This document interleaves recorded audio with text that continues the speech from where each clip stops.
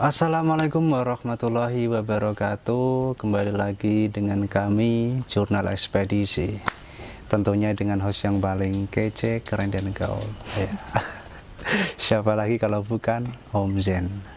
Nah, pada malam hari ini kita udah kedatangan tamu yang sangat spesial dan seorang tokoh supranatural seperti itu.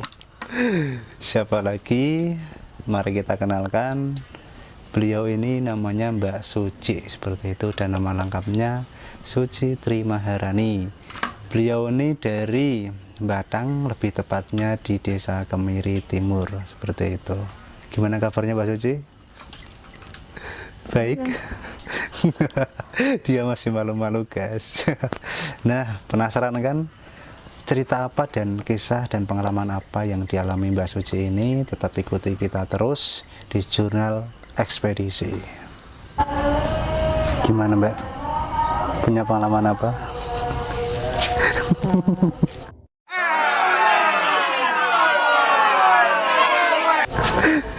Pengalaman apa dulu nih? Pengalaman apa dulu? Enggak, ini apa? Saya dengar kan Mbak Suci ini kan punya punya suatu kelebihan gitu loh dalam bidang mungkin spiritual atau mitos. Mohon maaf ini gitu. Sebenarnya sih pengalaman itu gimana ya, pengalaman itu setiap hari pengalaman sih. Cuman kalau misal pengalaman spiritual sendiri itu kayaknya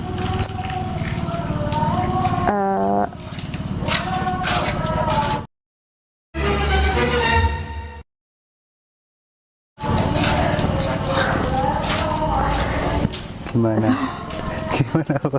susah sih ceritanya. Coba pengalaman spiritual yang gini, maksud saya itu mulai sejak kapan gitu loh? Oh, mulai sejak kapan? Kalau mulai sejak kapan itu kayaknya enggak dari kecil sih Om, enggak dari kecil sebenarnya. Cuman mulai dari sekitar umur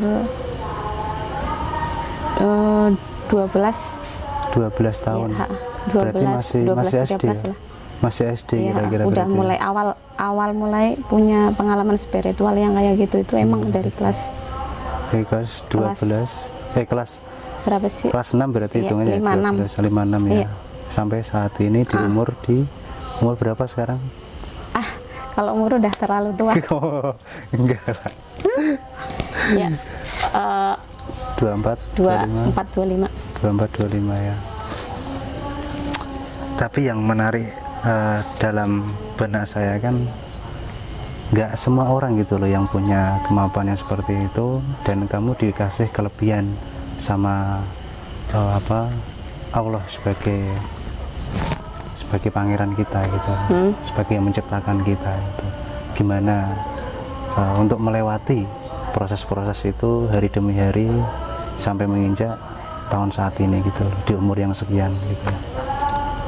Ya sebenarnya itu kalau dari awalnya itu emang dari keluarga itu sering kayak punya guru gitulah, guru ya gitu. Guru spiritual gitu kan. Jadi kan kayak saya sebagai anak gitu hanya ngikut kan. Setiap ada acara mungkin satu suro atau mungkin Jumat Kliwon gitu kan biasanya gitu kan. Itu berawal dari sekedar iseng-iseng gitu loh ikut ya. Dari SD, saya SMP sampai saya sekarang itu hanya sekedar iseng-iseng aja sih awalnya. Tapi cuman semakin kesini kayak ternyata kayak gitu itu ada positifnya. Ada positifnya. Iya.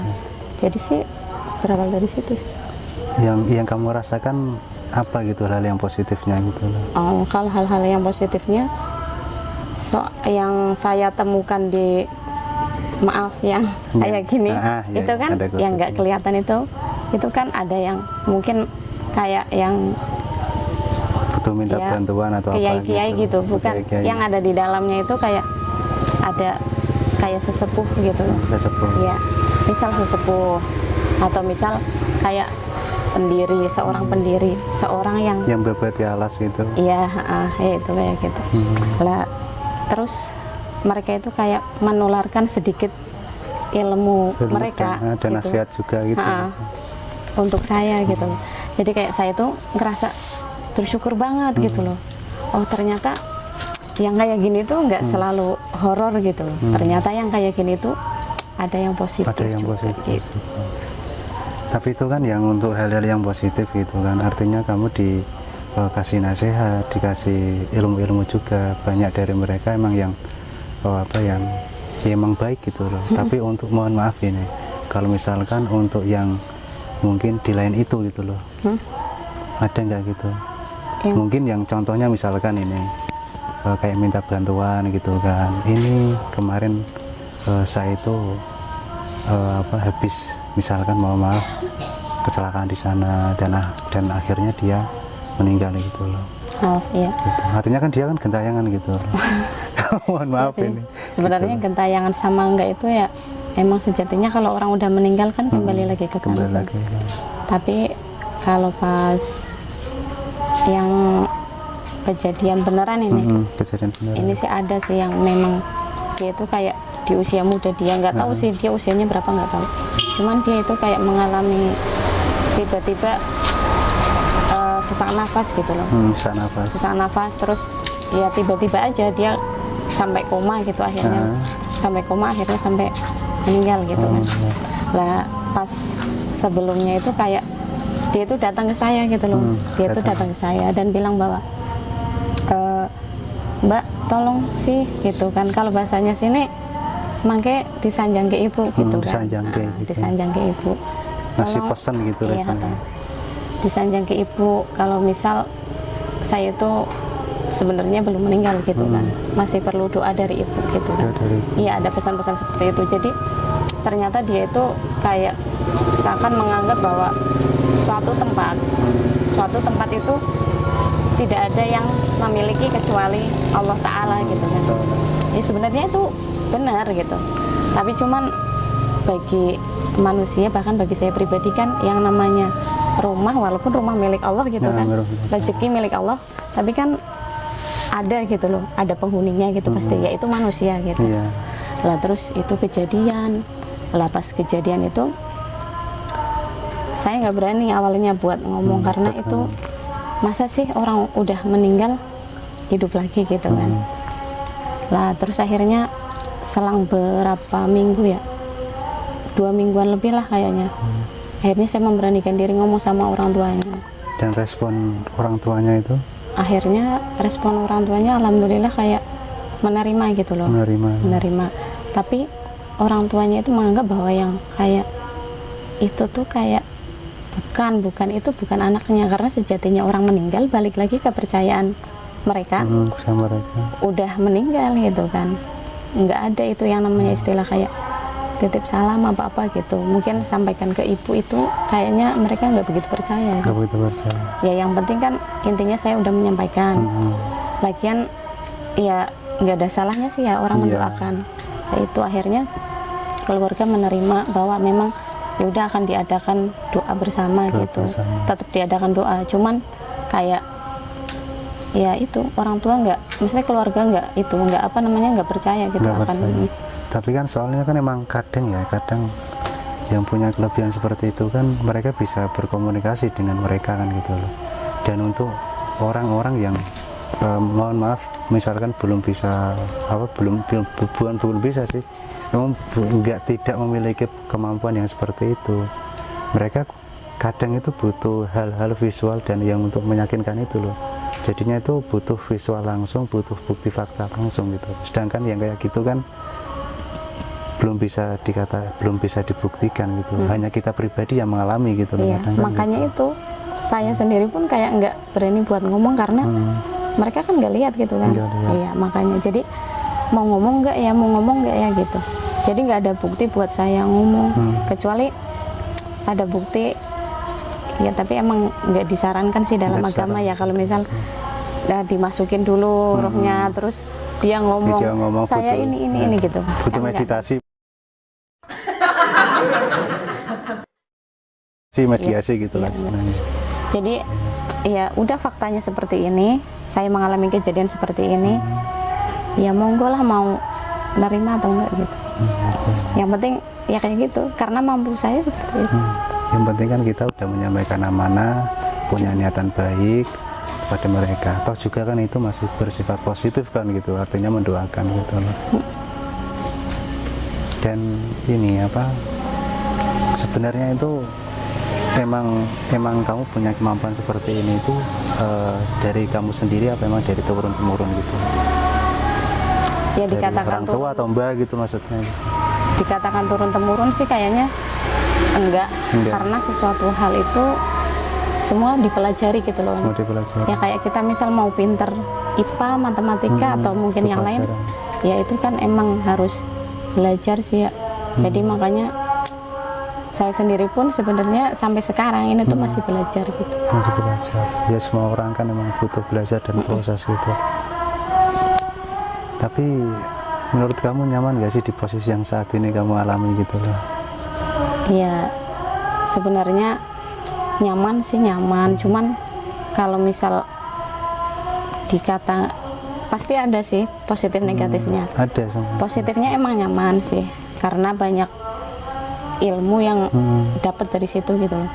Tapi kalau misal nggak nyamannya itu kayak maaf kayak orang udah meninggal, tiba-tiba datang ujuk-ujuk datang gitu kan, Mbak ini gini, saya minta tolong seperti ini, tolong disampaikan ke keluarga gitu. Sedangkan saya nggak mesti tahu keluarga dia itu siapa gitu kan. Terus yang kedua kalinya, apakah keluarga dia itu percaya gitu? Enggak gitu ya. Makanya itu yang bagi saya itu berat. Dan mungkin pas di saat dia koma dulunya, yang tadi loh yang tadi ya. Yang koma itu kayak saya mau ngobrol sama orang tuanya, takutnya orang tua kan nggak percaya gitu kan.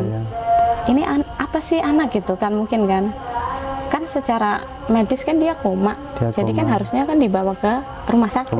Iya, nggak harus pakai maaf dukun-dukun lah apa-apa gitu kan, nggak sih Om.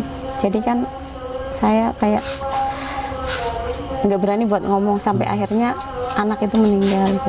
Ya itu merasa bersalahnya itu di situ gitu loh, merasa bersalahnya kenapa nggak ngomong pada saat dia itu masih koma gitu.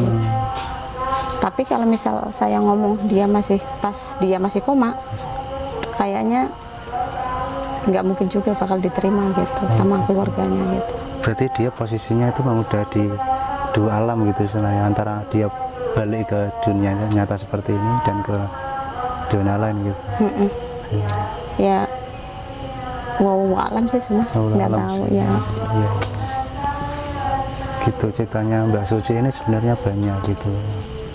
Cuma pada kesempatan kali ini ingin sekali mengulas tentang kehidupan Mbak Suci, dan tadi sudah dijelaskan bahwa ini aslinya itu tidak turun temurun gitu loh.